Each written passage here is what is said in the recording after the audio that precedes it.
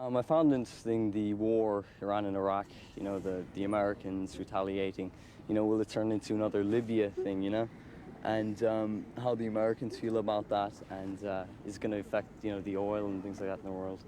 Well, I don't think they covered the Iran and the Iraq war very well. Like, mostly this week they were on about the kidnapping. Like, I know that's important, but the paper was on about that the whole time. Like, they didn't cover anything about the Iran and the Iraq war at all, really. And they covered the kidnapping very well, and the way the guards let them slip away. And I suppose the kidnapping was the most uninteresting. Like, it was the best covered on the papers. Everybody was like, he's missing this long time, so like the guards letting him slip away, like where they had them, and like he was just in sight, and the next thing he's gone. So like it shows that they weren't too vigilant. Like, I don't know how it happened. That he was kidnapped for so long, and then he suddenly got away. It seems a bit of a mishap or something on their part. Please.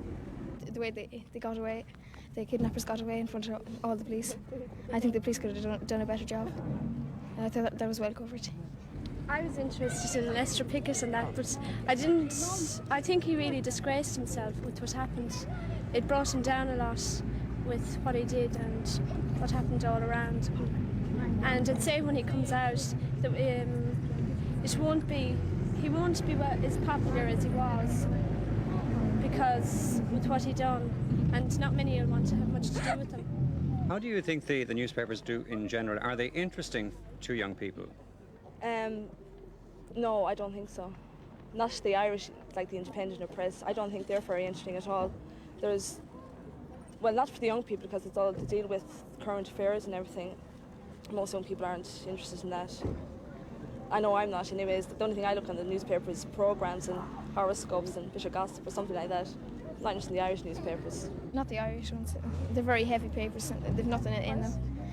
They should have more pop and things like that in them, and the competitions. The Irish Times has a supplement, but it doesn't really cover people like our age. What do you think of the English newspapers?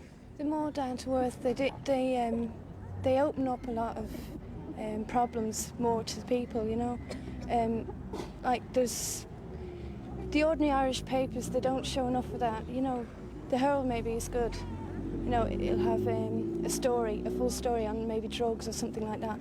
The English papers, they just bring to light what really is happening in the world, The Irish papers don't do that. It's more for business people, it just doesn't interest the young people today. I watch the Irish news, and sometimes the English news, UTN or whatever it is, Ulster News. But I always watch Andrew Kelly on a Friday, and he's very good. He's a great man. The television news, what do you think of it? Well, the Irish news is okay, but I think I prefer ITN.